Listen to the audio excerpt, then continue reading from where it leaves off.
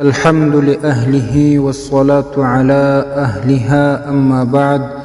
یورور دا پوښتنه کړې ده چې که ټلیفون په مردارو اوبو کې لسی او یا ماشوم بولي ورباندې وکړي، او زه دغه ټلیفون سره لمونځ صحیح دی که نه؟ الجواب وبالله التوفیق.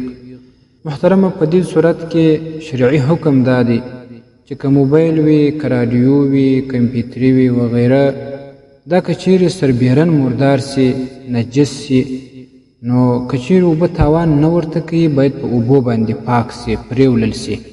او که چیرې اوبه تاوان ورته کوي بیا نو باید په لوند ټکور باندې یا په لانده دسمال باندې ومږل سي او صفا سي. او که بیا څوک داسې طریقه وکړي چې ټکور یا دسمال په پترولو باندې لوند کړي، پترولو باندې ولړي او بیا ټلیفون ور باندې صفا کړي، نو دا به بیا ډېره ښه صفایي حاصله سي. او که چیرې موبایل دننه مردار سوی وي، نو که چیرې پترول تاوان نه ورته کوي، په پترولو باندې باید دننه هم پرېولل سي.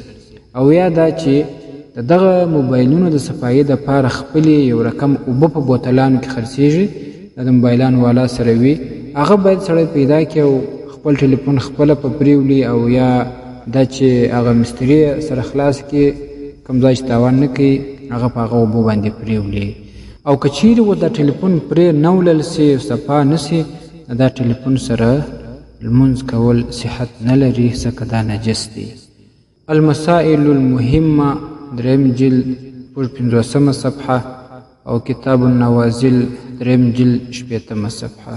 والسلام علیکم ورحمة الله وبرکاته. ستاسې د اسلامي پوښتنو جوابونکی مفتي حکیم الله صابر الحنفي صاحب.